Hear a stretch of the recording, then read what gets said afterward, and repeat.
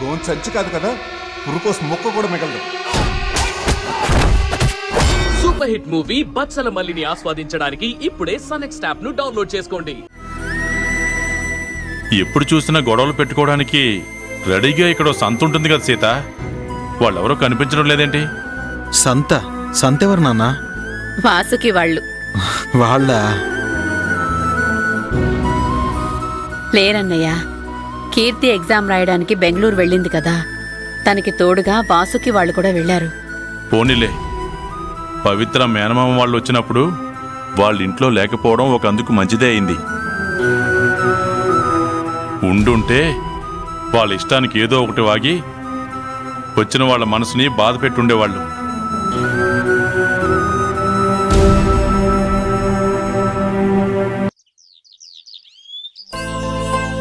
శైలు రా కూర్చో.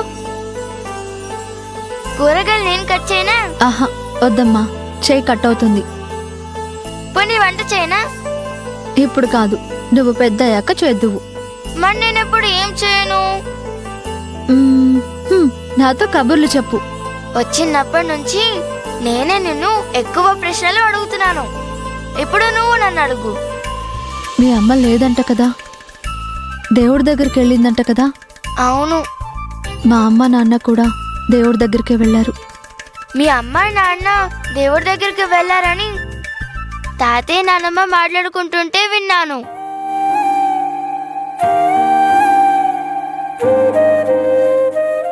ఏదో ఒక రోజు అందరం దేవుడి దగ్గరికి వెళ్ళేవాళ్ళమే. కాకపోతే వాళ్ళు కొంచెం ముందు వెళ్ళారు అంతే. దేవుడి దగ్గరికి వెళ్ళిన వాళ్ళు సంతోషంగా ఉంటారా పిన్ని? ఆ, అక్కడ అస్సలు కష్టాలుండవు, అందుకే అందరూ సంతోషంగా ఉంటారు. అయితే మా అమ్మ కూడా అక్కడ సంతోషంగా ఉంటుందన్నమాట. ఎందుకలా అన్నావు శైలు? ఏం లేదులే, ఊరికే అన్నాను. అవును, మీ నాన్నని వదిలేసి ఇక్కడికి వచ్చావు కదా, నీకు ఆయన్ని చూడాలనిపించడం లేదా? ఏ అల్లరి పిల్ల, నిన్నే అడిగేది.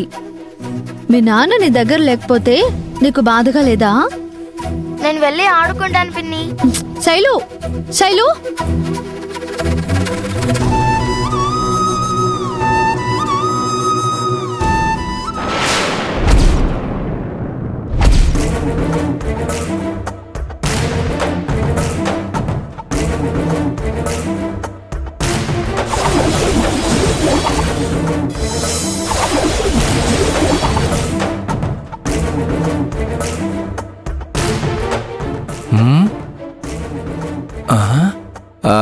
ఇంటి నెంబర్ చూస్తే ఇదే.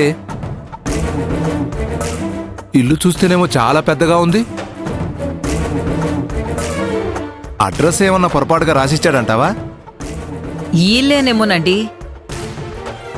ఇదిగో, పవిత్ర జాతకానికి ఈ ఇంటి వాస్తుకి ఎక్కడా పొంతన కుదరట్లేదే. ఈ ఇల్లు అయి ఉండదు. పక్కింటి వాళ్ళని కనుక్కుందాం పదా. ఎవరు కావాలి? బాబు పేరు చక్రవర్తి, కొడుకు పేరు అరవింద్. ఈ మధ్యనే చనిపోయాడు. వాళ్ళ ఇల్లు ఎక్కడో నీకేమన్నా తెలుసా? చక్రవర్తి గారి ఇల్లు ఇదేనండి. ఇదేనా? అవును. మీరెవరిని కలవాలి? చక్రవర్తి కాదు కాదు కాదు, చక్రవర్తి సార్ని కలవాలి. మీ పేరు సార్?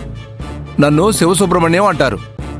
అందరూ శివయ్య అని కూడా పిలుస్తుంటారు. సరే సార్, మీరు లోపలికి రండి, నేను వెళ్ళి సార్కి చెప్తాను.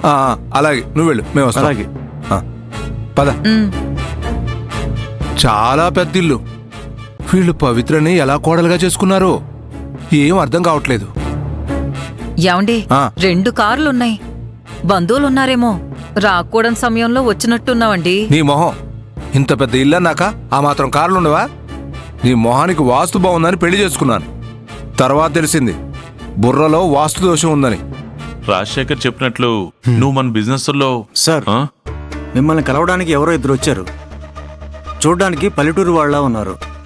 వాళ్ళ పేర్లు కనుక్కున్నావా? శివయ్య గారండి సార్, బయటే ఉన్నారు. సరే, నువ్వు వెళ్ళు. అలాగే సార్. అది వాళ్ళు పవిత్ర వాళ్ళ మేనమా వాళ్ళు అయి ఉంటారు. పద, రిసీవ్ చేసుకుందాం.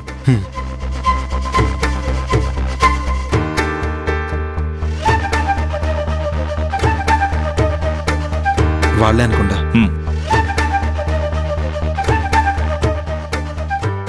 నమస్కారం. నమస్కారం అండి. నమస్కారం అండి. మీరు పవిత్ర మేనమావ కదా? అవునండి. లోపలికి రండి. అలాగే లోపలికి రండి.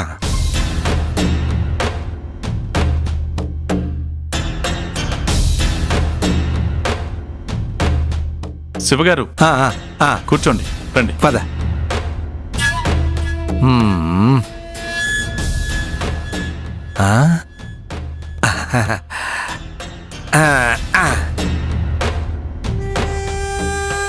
వీడు నా చిన్న కొడుకు, పేరు ఆది. నమస్కారం. నమస్కారం. నమస్కారం అండి. ఆది, సీతమ్మకు చెప్పి తాగడానికి ఏమైనా తీసుకురామన్నా. సరేనన్నా. నా పేరు శివసుబ్రహ్మణ్యం. తను నా భార్య కామాక్షి. నమస్కారం అండి. నమస్కారం అండి. మేము ఉండేది ముంబై అవటం వల్ల పవిత్ర పెళ్లి మాకు తెలియకుండానే జరిగిపోయింది. తర్వాత ఇలా జరిగిందని తెలిసాక వెంటనే బయలుదేరి వచ్చేసాం.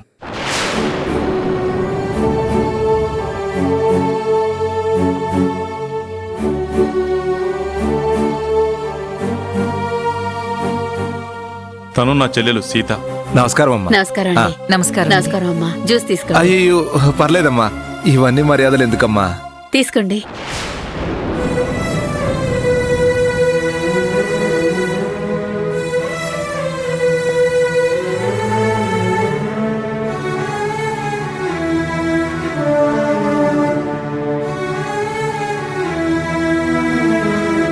అబ్బా, ఇల్లు లంకంత ఉంది. వాస్తు అద్భుతంగా ఉంది. ఎక్కడా చిన్న దోషం కూడా కనిపించడం లేదు. మీకు వాస్తు గురించి బాగా తెలుసా? వాస్తు చూడడం, జాతకాలు చూడడం నా వృత్తి సార్. ఓ, ముంబైలో మీలాంటి కోటీశ్వరులు చాలా మంది నాతో వాస్తు చూపించుకుంటారు. ఏదో నా టాలెంట్కి తగ్గ ఆదాయం వస్తుంది. పవిత్రని మంచింటికి కోడలుగా పంపించామని మా రాఘవయ్య మావయ్య చెప్పాడు, కానీ మీరు కోటీశ్వరులని చెప్పలేదు. డబ్బుదే ఉందండి, మంచి మనసు మనశ్శాంతి ముఖ్యం. అవునవునవునవును. అసలు పవిత్రని ఇక్కడే ఉండమన్నాం, కానీ తనేమో మా తాతయ్య వాళ్ళ దగ్గర ఉంటానని వెళ్ళిపోయింది. తనకి అనుభవించే అదృష్టం లేదు. మీ అంతస్తుతో పోలిస్తే మీరు ఆకాశంలో ఉంటే, మా రాఘవయ్య మావయ్య పాతాళంలో ఉన్నాడు. ఆయన తలకిందులుగా తపస్సు చేసినా ఇలాంటి గొప్ప సంబంధం తీసుకురాలేడు. వాళ్ళ స్థాయిని మించిన సంబంధం మీది, కానీ మా పవిత్రకి అదృష్టం లేదు. పెద్ద ఇల్లు, సకల సౌకర్యాలు ఉన్నాయి. ఆ అమ్మాయి హాయిగా ఇక్కడే ఉండొచ్చు కదా. ఇవన్నీ వదిలేసి వచ్చి ఆ పల్లెటూరులో పడుంటుంది.